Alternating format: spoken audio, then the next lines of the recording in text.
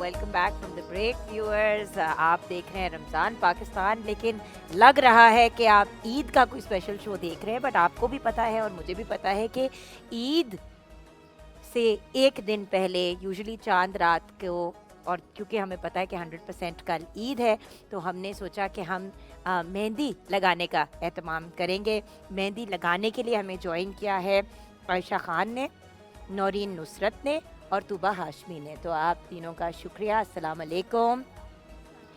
और मेहंदी लगवा रही हैं हमारे सेट पे जो हमारे जो लाइव ऑडियंस हैं उनमें से भी लोग, और हमने इनवाइट किया कि जो भी चाहता है कि वो अपनी मेहंदी लगवा ले, क्योंकि हमारे साथ इतनी ब्रिलियंट एक्सपर्ट्स हैं मेहंदी लगाने वाले, तो हमने उनको इनवाइट किया। तो हानिया, दुआ, रामीन, गानिया, मुंतहा, दिलावेज़, फ़ातिमा, खतीजा, हाजरा एंड नूर फ़ातिमा जो है वो मेहंदी लगवा रही हैं। मेरी भी ख्वाहिश थी कि आज कोई पता नहीं कितने करोड़ सालों के बाद मैं भी मेहंदी लगवा लूं, तो शायद अगर मौका मिला तो जल्दी जल्दी वो उधर आगे आ जाएं। एक सेकंड में आती आती ज़रा ईद का डाइट प्लान तो यार लेने दो, भी आती हूँ। तब तक बच्चे इंजॉय कर लें, बुढ़े भी फिर अपना चांस लगाने की कोशिश करेंगे। जहाँ हम बुजुर्गों की बात कर रहे हैं तो हमें ज्वाइन किया है ज़ैनब गोंदल ने। मुझे लगा नहीं, दोनों बुजुर्गों ने हमें। सईदा आदिया हाशमी हमारी सेट की सबसे छोटी बुजुर्ग, और हमारे सेट की सेकंड नंबर बुजुर्ग जो है वो ज़ैनब गोंदल है। अस्सलाम वालेकुम। वालेकुम अस्सलाम। कैसी हैं आप? ऑल गुड अल्हम्दुलिल्लाह। आप कैसी? अल्हम्दुलिल्लाह बिल्कुल ठीक। ईद की तैयारियां मुकम्मल, तो लग रहा है आज ही आप दोनों ईद सेलिब्रेट कर रही हैं। हमने कहा आज आप लोगों के साथ वही ना, आज आप लोगों के साथ ईद सेलिब्रेट करते हैं। कल आज इस फैमिली के साथ, कल सारे लश्कारे आज ही हमने मारने हैं। अच्छा, मुझे इस वक्त सबसे ज्यादा टेंशन उस क्या है उसका नाम, शाही टुकड़े, शीर खोरमा, पता नहीं दिमाग पे चढ़ा हुआ है, शाही टुकड़ों पे है, जो वहाँ पे दूध उबल रहा है, जो दूध काढ़ रही हूँ मैं वहाँ पे। बट खैर, आज स्पेशली मैं आपसे ये जानना चाहूँगी ईद का क्या डाइट प्लान। खैर ईद का डाइट प्लान तो कोई भी नहीं होता, जो सीधी बात है।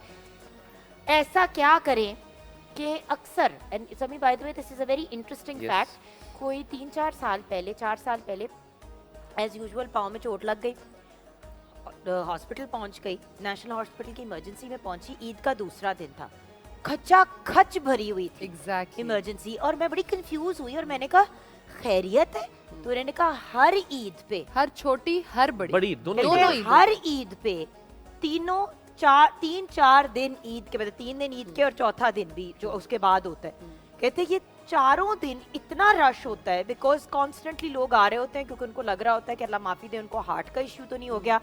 यूजुअली जो है वो गैस के मसाइल होते हैं या पेट के अमराज होते हैं, जिसकी वजह से लोग पहुंच जाते हैं, और जिसकी वजह ओवर ईटिंग होती है। 90% ओवर ईटिंग, बिल्कुल ओवर ईटिंग, और वो सारी चीजें खाना जो मना है। अब डायबिटिक पेशेंट्स जो हैं, शुगर फ्री मीठे तो नहीं बनते ईदों पे, जबकि बाय द वे मेरी रिक्वेस्ट है सबसे, जैसे कि अभी मैं भी मीठा उधर बना रही हूँ, शुगर फ्री ऑप्शन भी होते हैं मीठे में जो बनाए जा सकते हैं। यही मीठा जो मैं अभी बना रही हूँ, जैसे कि अपने शाही टुकड़े हैं, उसके अंदर अगर आप उसका इस्तेमाल करें स्टीविया का, तो आप उसको एक बड़ा हेल्दी मीठा बना सकते हैं। और आप हेल्दी मीठा तो फिर भी नहीं होता, क्योंकि टोस्ट फ्राई होते हैं। जो मीठा आप बनाती है ना, उसमें इतना नॉर्मल मीठा होता है कि वो हर बंदा खा सकता है। हम जब भी खाते हैं ना, बहुत मजे का होता है, but not diabetic. Exactly, diabetic patients please sugar free का इस्तेमाल करें, अल्टरनेटिव्स यूज। एग्जैक्टली।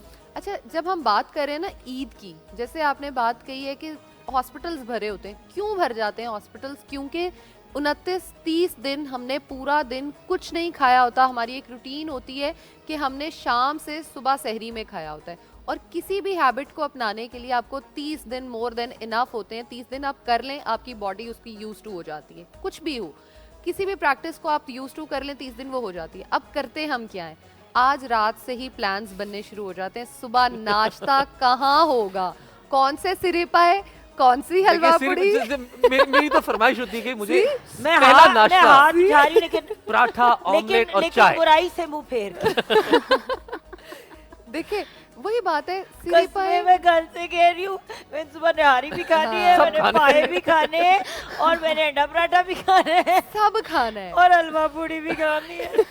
लेकिन अपना ही पेट है, सब पेट खाओ, कहाँ लेकिन डालें? एक एक उधार के वक्त से उधार खाओ। का भी उधार का भी पेट हो तो थोड़ी सी ख्याल, थोड़ी हया कर ले। एग्जैक्टली अब सुबह हमने, अच्छा जी ये नाश्ता सुबह तकरीबन मैं अक्सर लोगों में देखती हूँ 6 से 8 बजे के दरमियान ये नाश्ता हो रहा होता है। उसके बाद घर में जी जैसे शाही टुकड़े, शीर खुरमा, जो चीज बन रही है, जो बन रहा है वो खाने पे भरपूर जोर हमने देना। फिर मेहमानों की भी आमदरफ्त होती है, मेहमान आते हैं, आप उनसे बैठते हैं, चाय पी मैंने ली, सारा खाना खा मेहमान- लिया। वजन ईद से पहले कम किया होता है ना, वो सारा वापस चढ़ वो जाता है। 3 दिनों में मैं हिसाब किताब पूरा कर लेती हूँ। एक्चुअली आज का सवाल मैंने अपने से रिलेटेड पूछा था, क्योंकि मेरा मियाँ अक्सर मुझे कहते हैं जुगन, जिस दिन हमने उस एज पे पहुंच जाना है ना जहाँ पे हाजमे के मसाइल शुरू हो हाँ। जाने हैं, बेटा सबसे पहले तुमने अस्पताल पहुंचना और तुमने रहना ही अल्लाह अस्पताल खैर में। करे, अल्लाह क्या ताला आपको करूं? सेहत तंदुरुस्ती दे। आमीन। वही बात है कि कुछ लोग, अच्छा अगली पूरी बात कर लें, फिर कैटेगरीज पे आती हूँ। फिर उसके बाद जो मेहमान आ रहा है वो मीठा लेके आ रहा है और घर वालों ने मीठे का इंतजाम उसके लिए किया हुआ है। दोपहर को कोरमे बिरयानी चल रही होती है, शाम का अलग स्नैक्स चल रहे होते हैं, रात को बारबेक्यू का इंतजाम चल रहा होता है, मतलब फुल डे जैम पैक। एक और मसला ये भी होता है कि चूंकि आपके खाने का साइकिल ऐसे सेट हो चुका होता है ना, आपको हाँ। सुबह 4 बजे भूख भी लगती है, शहरी के टाइम पे आप उस वक्त भी कुछ खा लेते और हैं, शाम 6:30 मुझे के तो इफ्तार के टाइम पे आप कुछ खा मुझे लेते तो हैं। फिर 9 बजे भी दोपहर सुबह के भूख लगती है, फिर 12 बजे भी लगती है, फिर 2 बजे भी, 4 बजे भी, और एन इफ्तार से पहले भी। तब भी एग्जैक्टली अब कह सकती हूँ अब गुजर गया बस। मुझे सारा दिन भूख लगती है, और फिर रात को भी बाय द वे। रात को हाँ, भी भूख ये लगी आपका होती है। आई थिंक दोबारा रूटीन में आने में आपको वक्त लगता है। Exactly, लेकिन time तरीका लगता ये है। होना चाहिए कि आप आहिस्ता आहिस्ता अपने रूटीन को चेंज करें, ये नहीं कि एक ही दिन में सब कुछ खाना शुरू क्योंकि कर दें। देखिए वही वाली चीज है ना, किसी भी चीज को आप शौक में डालेंगे तो प्रॉब्लम तो हो, वो तंग करेगी और आपको। पेट को भी अगर आप शौक में, और बाय द वे आपकी सबसे इम्पोर्टेंट एसेट, सबसे बड़ी इन्वेस्टमेंट आपका पेट है। एग्जैक्टली सो ऑनेस्टली अक्सर लोग ये मैं करती थी, जो बातें मैं हंस रही हूँ और मजाक कर रही हूँ, निहारी पाए जो भी चीजें हैं, याद रखिएगा व्यूअर्स, ये इंशाल्लाह जिंदगी का आखिरी वक्त नहीं होगा जो आप खाएंगे। मैं बिल्कुल। अपने बेटे को भी अक्सर समझाती हूँ, मुझे कहता है मामा आपने कैसे कंट्रोल करना सीख लिया, क्योंकि मैंने अपने आप को ये कहना शुरू कर दिया समी कि ये मैं जिंदगी में आखिरी दफा नहीं खा रही। बिल्कुल। हौसले से खाओ, तहम्मुल से खाओ, फिर खा लेंगे, और सबसे बड़ी बात 2 रमजान घंटे बाद सबर ही फिर तो खा सिखाता लेना है अगर कि- भूख लगी। हाँ। but इतना Portion भूख रख के और 75% सुन्नत भी है, पेट, सुन्नत भी है। 75% पेट भरे, 25% खाली रहे। मार्जिन छोड़े। अच्छा अब 2 तरह के लोग होते हैं रमजान में, एक वो जिन्होंने बहुत ज्यादा वेट ड्रास्टिकली कम किया होता है और वो ईद पे बढ़ा लेते हैं। ड्रास्टिकली बढ़ा भी और देते फिर हैं। Exactly. और फिर अहमद हाशमी जैसे लोग होते हैं जिन्होंने सारे रोजे रखे होते हैं और माशाल्लाह कुछ वजन बढ़ा भी लिया होता है अंदर से। एग्जैक्टली अल्लाह दूसरे खुश वो लोग रखे होते हाशमी को, हैं हाँ। जो रोजों में वजन बढ़ा लेते हैं, ईद पे और बढ़ा लेते हैं और फिर बाद में डाइट Exactly. प्लान लेने ही आ जाते हैं कि अब क्या किया। इंशाल्लाह मॉर्निंग एट होम में पता चलेगा कि हाशमी साहब ने इस ईद पे कितना वजन चढ़ाया है, जी। और मतलब ही is our pride and joy माशाल्लाह, माशाल्लाह। As far as weight gain is concerned only. बढ़ते हैं हादिया की सईदा तरफ। तक आके, जब अब हमने हाशमी साहब की इज्जत कर ली है,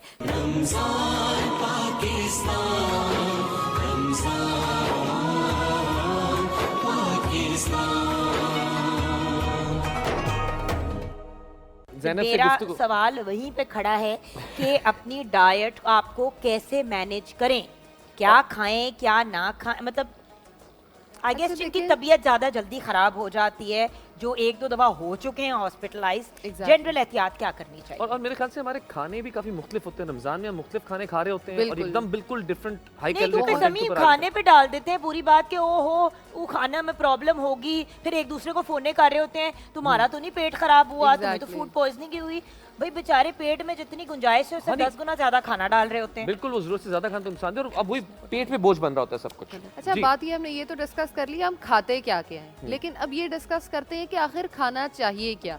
ईद पे जाहिर है एक ऐसा त्यौहार है, किसी चीज़ से मैं मना नहीं करना चाहूँगी, लेकिन मैं ये ज़रूर कहूँगी कि जो डॉक्टर्स हॉस्पिटल में हैं उनकी भी ईद है, उनके भी घर में बच्चे हैं, उनकी भी ईद चल रही है, इसलिए आप एतदाल से खाएं। अब एतदाल क्या हो सकता है, अगर आपको सिरिपाए निहारी कुछ भी खाना है तो आप मॉर्निंग में बिल्कुल खा सकते हैं, लेकिन आप ये सोचें जहां आपने नान खाना है, पराठा खाना है, वहां आप सादी रोटी के साथ उसको लें, या आप हाफ रोटी का इस्तेमाल कर लें, थोड़ा सा सालन ज़्यादा ले लें, कार्ब्स का इस्तेमाल कम करें, क्योंकि जैसे ही सुबह उठते ही आप कार्ब्स ज़्यादा खाने शुरू कर देंगे, कार्ब लोड बढ़ेगा, आपकी तबीयत वहीं पे ही बोझल होना शुरू हो जाएगी। क्योंकि जितने हमारे मीठे हैं उन सब में भी कार्ब भी है, जब हमने उसको दूध के साथ कुक किया तो वो कार्ब्स और बूस्ट हो गए। आप ये देखिए सवैयाँ हैं वो भी कार्ब्स हैं, ब्रेड शाही टुकड़े हम बना रहे हैं वो भी कार्ब्स की फॉर्म है। अब प्रोटीन, कार्ब्स, शुगर मिलके एक बड़ी हाई कैलोरी और जो है ना उसमें बहुत ज़्यादा शुगर का इंटेक आना शुरू हो जाएगा हमारी डाइट में। तो वो अगर आपने खाना है मीठा ज़रूर खाएं, लेकिन ये देख लें कि मैक्सिमम 4 से 5 चम्मच एक मीठा एक टाइम पे खा लें। दोबारा दिल करे तो 2-3 घंटों बाद दोबारा खा लीजिए।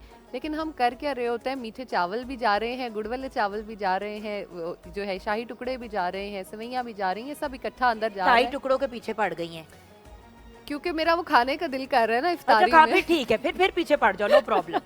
आई हैव नो इजाजत मिल प्रॉब्लम गई विद आपको। क्योंकि एनीवन मैंने हैविंग अ आते ही प्रॉब्लम। देखे हैं तो मुझे वो खूबसूरत बड़े लगे हैं, मेरा उन पे दिल आ गया अभी है। आपने शुरू में प्रोसेसिंग देखा जिस तरह जुगन ने एक स्टेप बड़ी उसको अफसोस तैयार की बात किया है ना। बेटा कि आपका दिल आ रहा है शाही टुकड़ों पे। ऐसे ही है मेरा दिल। मेरा दिल बस शाही टुकड़ों पे ही आता है। शाही अच्छा, टुकड़ों पे एक आता सवाल है। है कि लाइक रमजान के अंदर जब आप खाते हैं अब लोगों ने normally अपना एक- नाम शाही टुकड़ा रखना शुरू कर देना है। नेहा स्यापा मेरी जिंदगी का, इसको इस बच्ची को ही मैं बचाती रहती हूँ। अच्छा मैं ये पूछना चाह रहा था कि शाही मैंने रिपीट कर देनी है जो बातें मेरे कान में कही जा रही हैं। आज वैसे ही 30 रमजानुल मुबारक हो गए हैं। अच्छा मुझे लगता है हाँ। कि जैसे आपकी जिस्म, आपकी बॉडी को ना आदत हो चुकी होती है एग्जैक्टली। एक खास टाइम के ऊपर खाने की। जैसे पूरा दिन आप कुछ नहीं खा रहे होते, आप रोजे की हालत में होते हैं, जब अचानक लाइक कुछ घंटों के अंदर, यानी आज शाम को इफ्तार होगी, जैसे सुबह ईद है, 12 घंटे से भी कम का वक्त है, एग्जैक्टली। अचानक आप बॉडी को दूसरे मोड में लेके आने की कोशिश करते हैं, बिल्कुल तो ये भी इफेक्ट करता है, चाहे आप जो भी खा रहे हो, लेकिन इसका भी ख्याल रखना चाहिए ना आपको। बिल्कुल। ये चीज सबसे ज्यादा इफेक्टिव इसलिए भी होती है कि आप देखें हम पानी तक नहीं पी रहे पूरा थे। दिन, बिल्कुल। खाना तो बड़ी दूर की बात, पानी कोई भी लिक्विड चीज नहीं जा रही थी। जब भी हम आते हैं डाइट की तरफ तो हमें चाहिए कि हम लिक्विड से सॉलिड की तरफ जाएं। पानी पी लें, उसके बाद कोई दूध वगैरह ले लें, उसके बाद आपने जो खाना है वो चीजें खाएं, ताकि एटलीस्ट आपके स्टमक पे लोड कम पड़े। और मीठे पे खुदारा हाथ अपना जरा कंट्रोल में रखें, इसलिए क्योंकि मीठा बहुत ज्यादा हैवी हो जाता है। मैं उसका ऑल्टरनेट बता देती हूँ। आपने मीठा जैसे एक एले फॉर एग्जांपल कुछ भी था, वो आपने 2 बाउल या 1 बाउल खाना था, और कंपैरेटिवली आप चना चाट, फ्रूट चाट, दही बड़े वो चीजें खा सकते हैं। क्यों वो बेहतर है? वो इसलिए बेटर है क्योंकि उसमें फ्रूट्स आ गए, वो इतने ज्यादा मीठे नहीं थे। चना चाट में आपको प्रोटीन मिल गया, वो चीजें आपने अंदर सब्जी थोड़ी सी डाल ली, आलू हो गए आपकी, कैप्सिकम हो गई, गाजर हो गई, वो जरा एक हेल्दी वर्जन हो Nutrient rich जाता हो है। जाएगा थोड़ा। एग्जैक्टली। जब न्यूट्रिएंट्स बॉडी में जाना शुरू हो जाते हैं तो स्टमक और बॉडी जो है ना वो बर्दाश्त करने की कंसिस्टेंसी बढ़ाना शुरू कर देता है। अगर आप बिरयानी, राइस या कुछ ऐसा खा रहे हैं तो आप कोशिश करें राइस का पोर्शन कम कर लें, और अपने चिकन, मटन, बीफ आइदर कुछ भी है उसका पोर्शन बढ़ा लें। बढ़ाने से मेरा मतलब ये नहीं कि अब किलो किलो गोश्त खा लिया जाए, सॉरी टू से ये नहीं करना। मैक्सिमम आप कितने पीसेस, 3 से 4 चिकन, मटन, बीफ के नॉर्मल साइज के पीसेस, ये ना और रान रखी हुई और के 4 राने खा लें। छोटी छोटी पीसेस जो है वो 3 से 4 आप ले लें, उसके साथ राइस की क्वांटिटी, साथ सैलेड अपना जो है वो लाजमी इसलिए लें ताकि कुछ फाइबर बॉडी में जाए और जो है डाइजेशन का प्रोसेस वो स्पीड अप हो और आपकी चीज़ों को बॉडी से निकलने में भी हेल्प मिले, ताकि आप अगला खाना खाने के लिए रेडी हो जाए। मुझे लगता है आप जो भी खाएं, जो कुछ भी करें, सबसे अहम जो आई थिंक इसके अंदर रूल कहूंगा ये है कि सुन्नत के मुताबिक एग्जैक्टली। जगह रख के खाएं, बिल्कुल। आपके लिए आसानी रहेगी। बिल्कुल। और जगह रख के खाएंगे तो आप ये भी प्लान कर सकेंगे कि अगले टाइम क्या खाना है। अगर आपने एक ही बार इतना फुल होके खा लिया तो अगली प्लानिंग कुछ और नहीं हो मैं ये कहता हूँ निहारी खानी जरूर खाओ, लेकिन थोड़ी खा लो। एग्जैक्टली। इतनी खाओ कि निहारी के बाद कुछ और खाने का दिल करे तो वो अच्छा नहीं, खाया अभी भी जाए। वही अड़ी हुई कि कुछ और खाना है, निहारी के बाद कुछ और खाने की हिम्मत नहीं रहती आई एम वैसे। सेइंग जैसे फॉर एग्जांपल आपने मॉर्निंग में निहारी खाई, हाँ। रात का आप कुछ प्लान कर रहे हैं तो दूरंदेशी। दूरंदेशी। अच्छा हमारे यहाँ आप अपनी दूरंदेशियों से फ्री हो गए हैं दोनों, जी जी जी, तो मुझ मासूम का भी दिल है कि मेरे हाथ पे मेहंदी लगाई जाए। अरे वाह। वाह जी वाह। अच्छा भाई मासूम नहीं तो मुझ का भी दिल है। मुझे ऐसे करके लोगों ने गद्दी घूरी मारी है। अच्छा तो मेरा भी दिल है, मतलब किसी बच्चे की बारी ले लूंगी तो फिर वो मुझे कोसेंगे।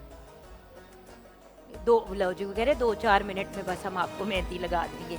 अच्छा जी, नहीं कुछ है, खैर खैर मैं यहीं पे बैठ जाऊंगी, हमारे बच्चे आराम से बैठे। अच्छा, जैसे कि आप जानते हैं व्यूअर्स, इस हाथ पे हम लगा लेते हैं कुछ नन्ना मुन्ना सा। अच्छा, बाहर लगाना है तो बाहर लगा लें, वो कहती है क्यूट सा छोटा सा कुछ लगा लें, छोटा सा कीड़ा बना लेते हैं। अच्छा, अब बात ये कि जैसे कि आप जानते हैं कि जब 30 रमज़ानुल मुबारक आता है, जब कंफर्म्ड होता है कि कल ईद का दिन है, तो बच्चियां बड़े सारे जो हैं वो साथ साथ तैयारियां कर रहे होते हैं इफ्तार की, और साथ साथ आपकी ईद की भी तैयारियां चल रही होती हैं। तो आई थिंक ये एक बड़ा ही फेस्टिव और बड़ा एक पॉजिटिव टाइम होता है। एटलीस्ट मुझे याद है सभी कि जब हम छोटे होते थे तो इतनी एक्साइटमेंट होती थी। मुझे याद है नानो जो है वो पिनियाँ बनाती थी, अलसी की पिनियाँ होती थी आई थिंक, हाँ जी, अलसी की पिनियाँ। हाँ। फ़ौरन किचन में जाती थी, वो बनवानी शुरू कर देती थी। हम घर पे या तो सारे के सारे जो हैं वो लिबर्टी चले जाते थे मेहंदी लगवाने के लिए, या फिर घर पे कोई एक दो लोग आ जाते थे और पूरी फैमिली की ख़वातीन जो हैं वो बैठी होती थी। बट फिर वो ये स्यापा पड़ जाता था कि चूड़ियों का क्या होगा। एक्चुअली मुझे तो चूड़ियों का शौक़ है, मुझे सब कहते रहे कि पूरा रमज़ान तुमने हर रोज़ चूड़ियाँ पहनी है। मेरे पास डब्बों पे डब्बे हैं चूड़ियों के। मुझे कोई कहता है क्या गिफ्ट दे, मैं कहती हूँ चूड़ियाँ देनी है, मुझे इतनी पसंद है चूड़ियाँ। और ये वही बचपन, ईद की मेमोरीज, सारा कुछ। सो व्यूअर्स, आप भी अपनी ईद की मेमोरीज हमारे साथ ज़रूर शेयर कीजिएगा। यही वो खूबसूरत लम्हात होते हैं, ईद की मेहंदी लगी, नए कपड़े पहने, चूड़ियाँ पहनी। बट उसके साथ रिक्वेस्ट करूँगी, अगर अपने लिए चूड़ियाँ दोनों हाथों के लिए ले रहे हैं तो एक हाथ पे अपने पहन लें और एक हाथ पे किसी ऐसे बंदे को चूड़ियाँ पहना दे जो अफोर्ड नहीं करता। अक्सर जब हम चूड़ियाँ पहनने के लिए जाते हैं या मेहंदी लगवाने के लिए जाते हैं तो हम ऐसे लोगों को भी देखते हैं जो सिर्फ देख रहे होते हैं, कीमत पूछ रहे होते हैं और आगे बढ़ जाते हैं कि भाई महंगा है या अफोर्ड नहीं करते। तो अगर आप वहाँ पे खड़े हैं, साहिब हैसियत हैं, अपनी मेहंदी लगवा रहे हैं, किसी और बच्ची की मेहंदी ही लगवा दें। ये वो छोटी छोटी चीज़ें हैं जो हम कर सकते हैं। ज़रूरी नहीं है कि लाखों करोड़ों का ख़र्चा आप करें। आप ये भी कर सकते हैं कि आप किसी के हाथ पे मेहंदी लगवा दें, किसी को चूड़ियाँ पहना दें, दुकान पे निकले हुए अपने लिए जूते ले रहे हैं, किसी और बहन को भी शूज़ ले दें। ये वो छोटी छोटी चीज़ें हैं। अच्छा, अगर बड़ों के लिए नहीं कर सकते तो जो छोटे बच्चे होते हैं साथ ऐसे लोगों के, आप उनकी भी हेल्प कर सकते हैं। अगेन, लाखों करोड़ों की बात नहीं कर रही, कुछ हज़ार रुपए की बात कर रही हूँ, जिससे शायद आपको इतना फ़र्क ना पड़े बट किसी और की ज़िंदगी में बहुत बड़ा चेंज आ जाए। लो जी, वो लो जी डांट रही है, सब्र करें, ख़त्म तो करने दें। अच्छा, आप ख़त्म करें, मैं भी शायद साथ पे ख़त्म ना हो जाऊँ। हम ब्रेक के बाद वापस आते हैं।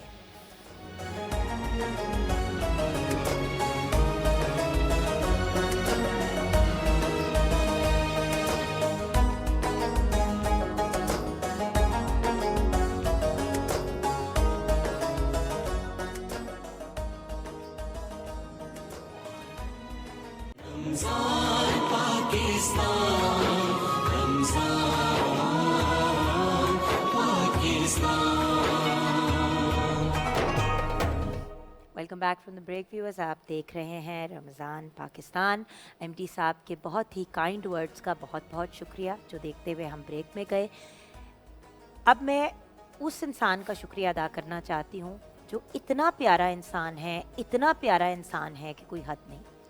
मैं बात कर रही हूँ उस शख्सियत की जिसको आप एज एन एक्टर स्क्रीन पे देखते हैं, लेकिन शायद बहुत कम लोग ये जानते हैं कि ये कितना अच्छा, कितना अकोमोडेटिंग, कितना पॉजिटिव इंसान है। हर इंसान की फ़िक्र करने वाला, सुख दुख में साथ देने वाला। मैं बात कर रही हूँ बहुत ही प्यारे, बहुत ही ब्रिलियंट, बहुत ही टैलेंटेड एंड द बेस्ट को host that I could have asked for. And ये मैं अपने 17 ईयर्स ऑफ पाकिस्तान में होस्टिंग के एक्सपीरियंस के साथ कह रही हूँ that the best co-host I have had to date, the most supportive Sami Khan. Thank you, thank you Jugan, thank और यू ये सो मैं मच। जेन्युइनली दिल से कह रही हूँ, जितना इस शख्स ने मेरी सपोर्ट की है, जिंदगी में कभी किसी को एंकर ने मेरी ऐसी सपोर्ट नहीं की। और यकीन जानिए जितनी सपोर्ट यहाँ पर जुगन ने मेरे साथ की है, मेरे पास अल्फाज नहीं है कि मैं बयान कर सकूं। जुगन ने खुद कहा कि उनका 17 साल का एक्सपीरियंस है होस्टिंग का। मैंने शायद एक दफ़ा पहले की है, 5 साल बाद की। तो मुझे जितनी सपोर्ट की ज़रूरत यहाँ पर थी पूरी टीम की तरफ से, उसमें हमारे कैसर भाई भी शामिल हैं, अहमद, हाशमी, जुगन, सब ने बहुत साथ दिया। और जुगन, मैं एक बात कहूँगा, हमारी पीटीवी वो इदारा है जो पूरी दुनिया में पाकिस्तान की सकाफत को सही तरीके से रिप्रेजेंट करता है, बिल्कुल सही अक्कासी करता है। और इस इदारे के साथ ट्रांसमिशन, रमज़ान ट्रांसमिशन करने का मौका हासिल करना एक बहुत बड़ी सादत है मेरे लिए। यकीन जानिए मैं अल्लाह का जितना शुक्र अदा करूँ कम है कि मुझे पीटीवी के साथ काम करने का मौका मिला, इफ्तार ट्रांसमिशन करने का, वो भी इतनी अच्छी टीम के साथ। बट समी एक बात मानो कि पीटीवी पे जब काम करते हैं तो ऐसे लगता है जैसे घर आ गए। एग्जैक्टली मैं भी इसी तरफ ही आ रहा था कि मुझे लगता है मेरे लाहौर में अब 2 घर हैं, एक तो अपना घर अबाई घर और एक ये मेरा पीटीवी का ये घर भी मेरा घर है आज ये से। हम दोनों का मैका है। यकीन जानिए जो उसकी वजह है, जो मोहब्बत, जो इज्जत इस जगह से मिली है ना, वो आपको कहीं और नहीं मिलती, यकीन जानिए। और उसी मोहब्बत और इज्जत की वजह से ही आज मैं जितना शुक्र अदा करूं अल्लाह का कम है कि मुझे अल्लाह ने मौका दिया। आप सोचें, काम जैसा कि अलग बात है, मौका मिलना ही मेरे लिए बहुत बड़ी सादत की बात थी कि पीटीवी जैसे इदारे के साथ काम करने का मौका मिला। और मैं सबका तहे दिल से शुक्रिया अदा करना चाहता हूँ, पूरी टीम, जितने लोग हैं, किसी एक का नाम भाई, नहीं, अजहर फरहान भाई, भी, अजहर सारे भाई, लोग। सब लोगों ने बहुत साथ दिया और शुक्रिया मुझे बर्दाश्त करने का। और यकीन जानिए कैसर भाई बहुत कुछ सिखाने का, बहुत बहुत शुक्रिया। बड़ा मुश्किल था तुम्हें बर्दाश्त करना समी। जुगन अभी कट नहीं हुआ, अभी कट अच्छा नहीं हुआ। ओके, हाँ, अच्छा सॉरी, अभी हम ऑन एयर। एंड फारूक भाई जिन्होंने ऑडियंस, हमारी लाइव ऑडियंस, फारूक भाई किधर है आप? प्लीज आइए फारूक भाई, आपका नाम लेते रहे, आप कहाँ गए थे फारूक भाई? आपका नाम लिए और आप आए नहीं हैं। आइए, आपको आइए, क्या आइए। स्पेशल इनविटेशन देना था? मारो इनको। अच्छा नहीं, सॉरी, मार बहुत बहुत शुक्रिया फारूक भाई। फारूक भाई, ब्लेस यू भैया, थैंक यू सो मच। हमारी जरा मुड़ के अपना चेहरा Audience। मुबारक दिखाइए जी।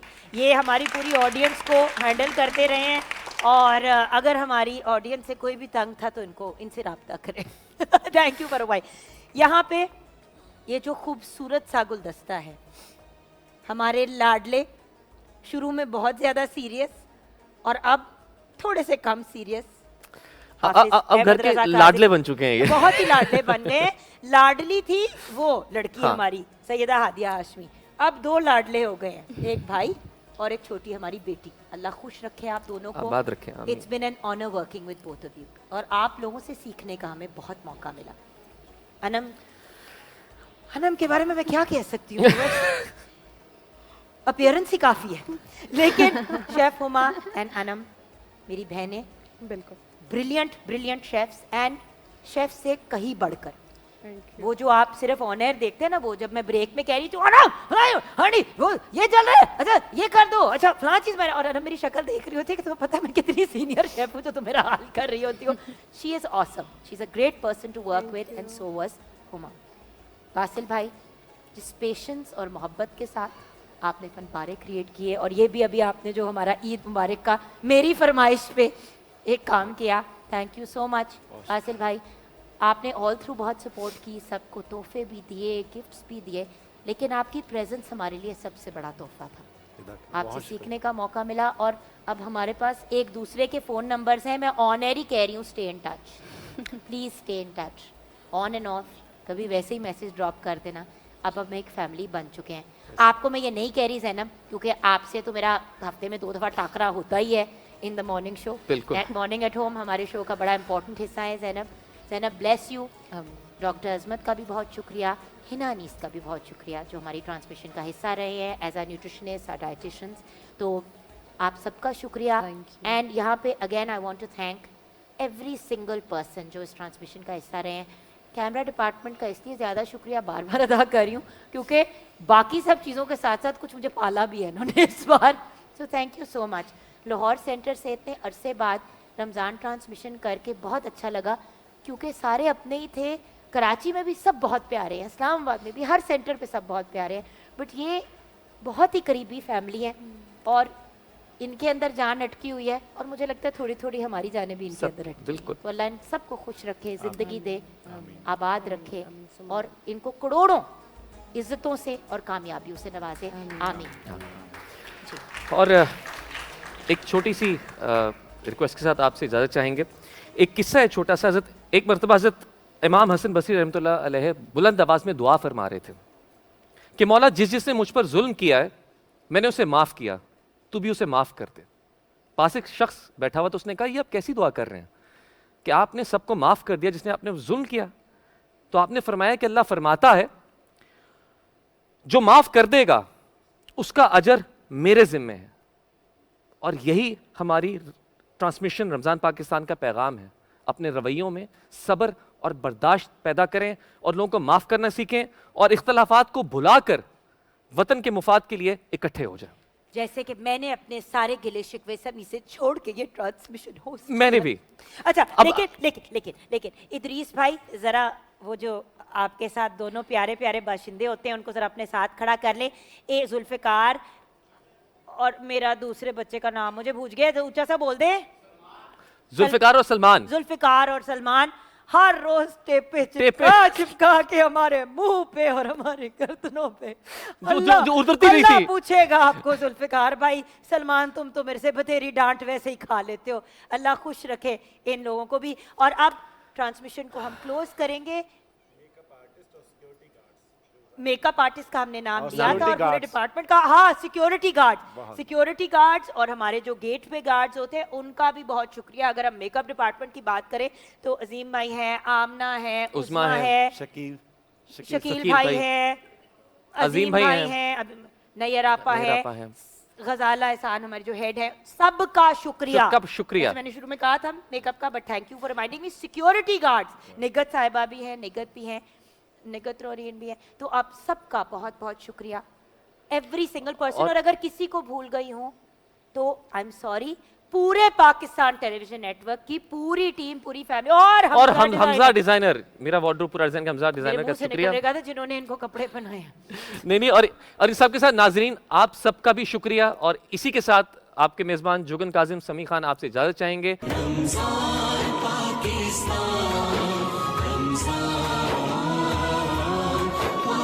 Pakistan.